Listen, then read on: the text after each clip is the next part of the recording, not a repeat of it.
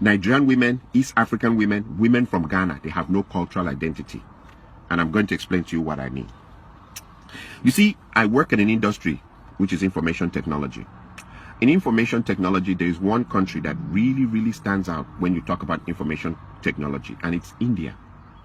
Indians, for some weird reason, I don't know how they got into that thing in the historical, the cultural context. Everybody maybe went in for IT.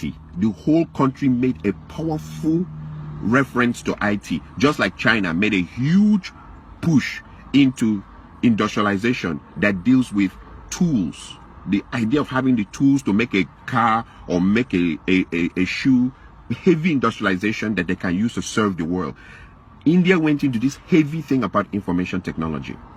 In my 12 years of working in information technology, everywhere I go, it's loaded with Indians. If the information technology, for example, if a place has maybe 20,000 workers, I'm talking about a huge place, in which maybe 10,000 of their workers are engineers, software engineers, computer engineers, so on and so forth.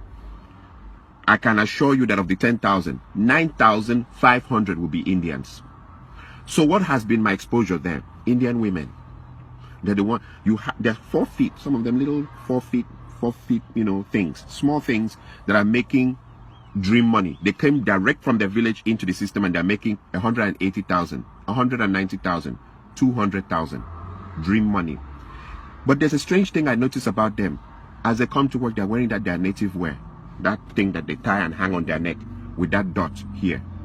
Another strange thing I've noticed about them is you will never ever, for all my years, I stayed in the United States, I was born here. In all my years of staying here, you'll never hear the Indian women dragging their men to the American court system for divorce.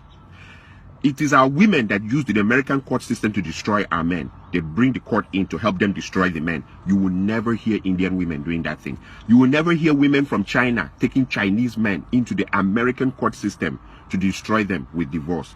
You will never hear women from Korea dragging their men in huge numbers into the American court system to destroy them. But when it comes to African women, East Africa, Nigeria, Ghana, when it comes to African women, they just drag their men into the court system. One of the things that I've noticed in this system or in this problem is poverty. Bring these Indian women, they're making 150,000, 180,000. They don't drag their men into court. Plus, sometimes, like in most places, all the places I've ever worked in information technology, they'll have one car. Not that I'm supporting that behavior, but there's something strange on why I see them. They have one car. They wait for their husbands. Even if their husbands are working 2 hours overtime over their time, they'll wait. Some of them pregnant, waiting for their husbands. When it's finished, they go into the same car with their husband and drive home.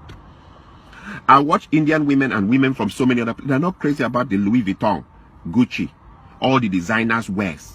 They are not even interested. Indian women, I meet them. They've been here 15 years, 20 years. They still keep their accent. They still speak as if they're living in India. But when I meet our women, and our women, all that they have to do is just get to a level of where they're making 50,000, 60,000, 70,000 or 80,000 a year. I'm talking about small money. Small money. Immediately the marriage is in danger. And they change. They start bleaching.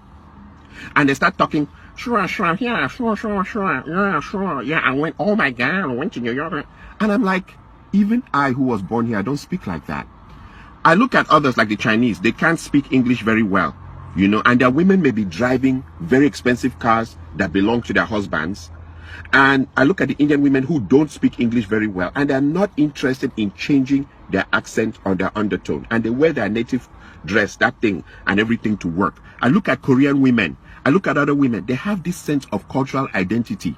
African women do not have a sense of cultural identity whatsoever. Little money, and the marriage is over. One thing I've discovered, a common trend, once the women make, they go, nurse, 80,000 is all they need to make. And suddenly your marriage is in danger. They want to call the shots.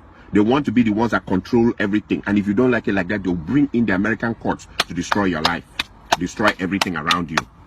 They will insult you. And I'm like, 80,000 is all that it takes for someone to change. Or 70,000, because most of them, even the 80,000 is overtime. They've worked themselves Sunday, Saturday, Saturday night, Sunday nights. They've worked themselves to death. That money that they make as overtime is what is now changing into something that they will destroy everything around them. The part that I see also is that a lot of, and I remember whenever I make my videos, I refer to bitch ass men. Bitch ass men. It has come to a point where we really can't define marriages in the African context anymore in the United States, because the man is changing diapers, he's washing the plates, he's sweeping the floor, he's cooking. Most men now have to cook to keep their marriages intact. He's picking the kids and dropping them. Like in what, like I've seen the experiences. I don't need to go far. I don't want to go too, you know, but the woman is shouting at them, where's the child's belt? Where's the child's socks? Where's the child's everything? And the women go around telling everybody, we are partners. There's nothing like head of the household. We are partners. Okay. So the men are doing everything in the women's role and also doing everything in their role, and they also keep their jobs. And that is supposed to be the perfect. If you don't do like that, they'll call American court on you. This partner thing, I've seen people try it, and it leads to disaster. Like he says, okay, so since I'm the one doing the laundry and washing the plates and cooking the food, can you help me change that bulb? No, that's a man's job. Okay, can you help me change the engine oil in the car? No, that's a man's job.